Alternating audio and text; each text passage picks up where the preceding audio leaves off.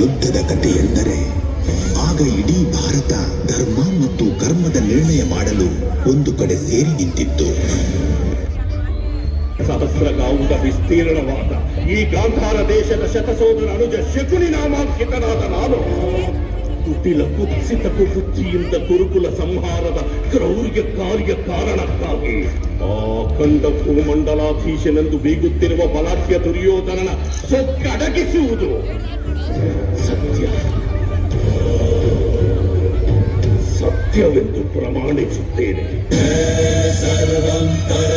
ಸ್ವಯಂ ಶ್ರೀಕರ ಗಾಂಧಾರಿಯ ಗರ್ಭದ ಗದಾಧರ ಧೃತರಾಷ್ಟ್ರ ಮಹಾಸುತ ಮಹೀವರ ಶತಸೋದರ ಅಗ್ರದ ಶರವೀರ ಕೌರವ ಕೌರವ.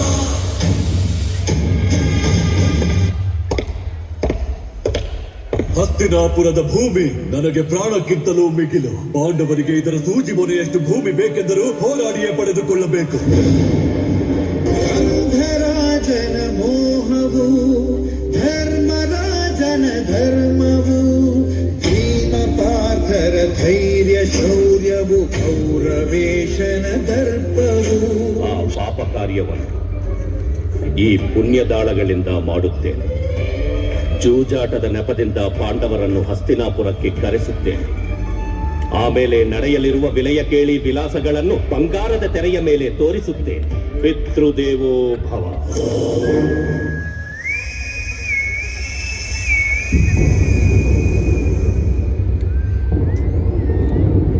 ಪಾಪವೇ ಸಾಲದೆ ಧರ್ಮವೇ ಸೋತಿದೆ ಬಾರೆಯ ಮಾಧವ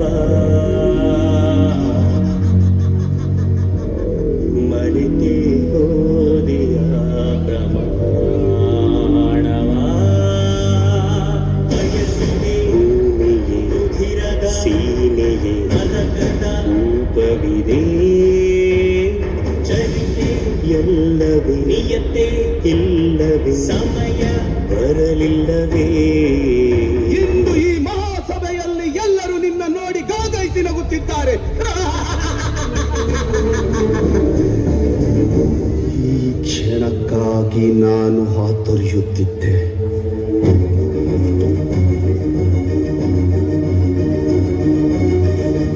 ಈ ಕ್ಷಣದಿಂದ ನೀನು ಈ ರಾಜಾದಿರಾಜನ ಸತ್ತು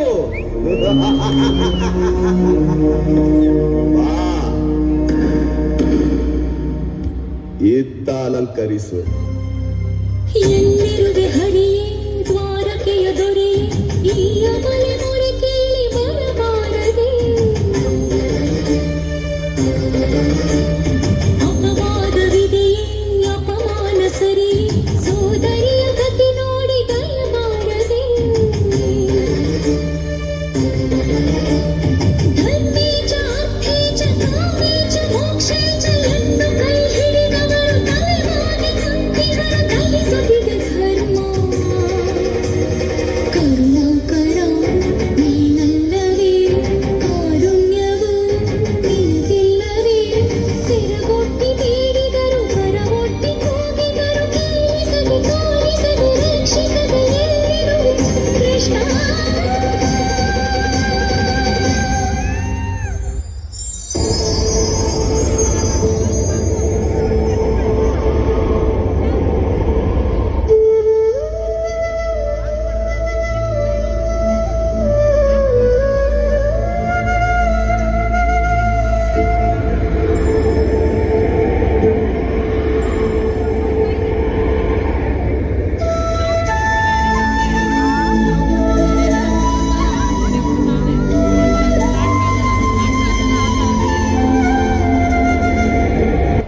ಧರ್ಮ ಅಧರ್ಮ ಎಲ್ಲರೂ ಇದೇ ಯೋಚಿಸುತ್ತಾರೆ. ಯಾರೊಬ್ಬರಿಗಾದರೂ ನನ್ನ ಬೆಚ್ಚಿದ ಮುಡಿಯ ಕಾರಣ ನೆನಪಿದೆಯೇ?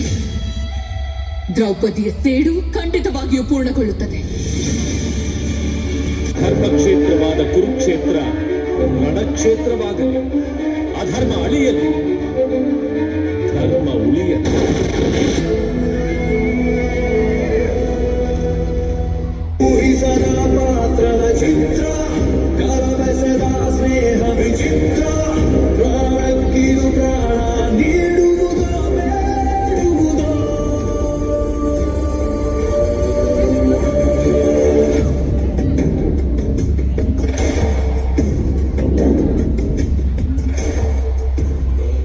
ದಂಡಧರನಾದ ನನ್ನ ಪರಮ ಮಿತ್ರನೇ, ನಿನ್ನ ಆಶಯವನ್ನು ನಾನು ಪೂರೈಸುತ್ತೇನೆ.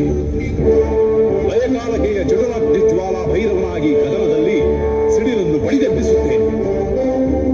ಯಾರೂ ಕಣ್ಣರಿಯದ ಶರತಾಂಡವದಿಂದ ಆ ಪಾಂಡವರ ಸೇನಾಂಬುದಿಯಲ್ಲಿ ಪ್ರಳಯ ಕೋಶವನ್ನು ಸೃಷ್ಟಿಸಿದ್ದೇನೆ.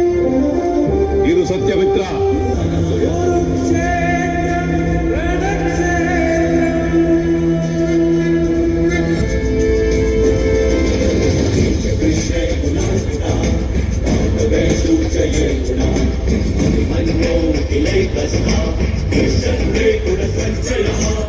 ವೈರಿಗಳ ರುಂಡವನ್ನು ರಣಚಂಡಿಗೆ ಔತಣ ನೀಡಲು ಇದು ಸಕಾಲ ತಾಟ.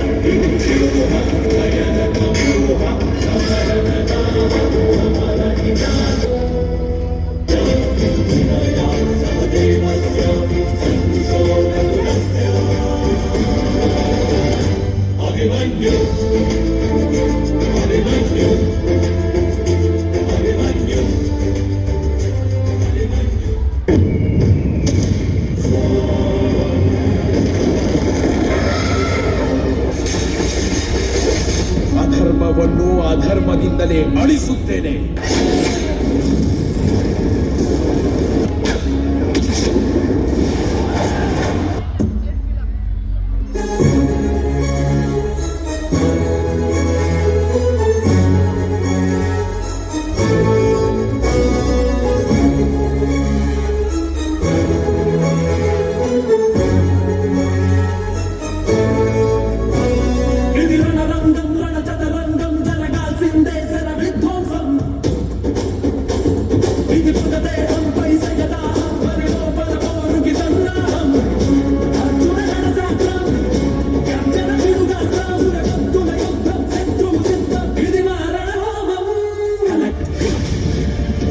ಇವರೆಲ್ಲರೂ ನನ್ನ ಕುಟುಂಬದವರೇ ಆಗಿದ್ದಾರೆ ಕೇಶವ.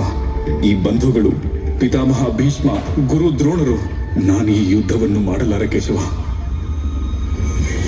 ಇಲ್ಲಿ ಯಾರು ಮಿತ್ರರು ಅಲ್ಲ ಪಾರ್ಥ, ಶತ್ರುವೂ ಅಲ್ಲ. ಕರ್ಮ ಮಾಡು ಪಾರ್ಥ, ಶಸ್ತ್ರ ಕೈ ಎತ್ತುಕೋ. ಮತ್ತು ಈ ಯುದ್ಧದಲ್ಲಿ ಧರ್ಮ ನಿನ್ನೊಂದಿಗೆ ಇದೆ.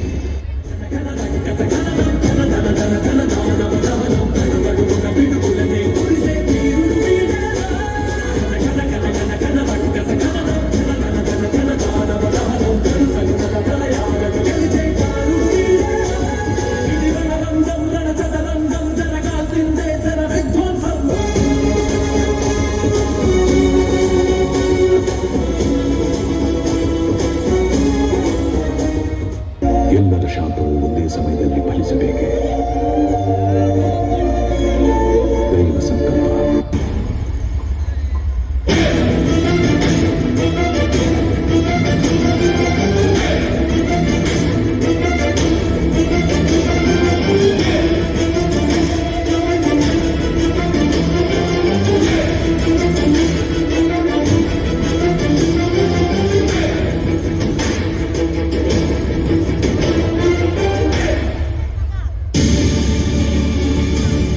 ದುರ್ಯೋಧನ, ನಿಮ್ಮ ಮೃತ್ಯು ನಿಮ್ಮನ್ನು ಕರೆಯುತ್ತಿದೆ.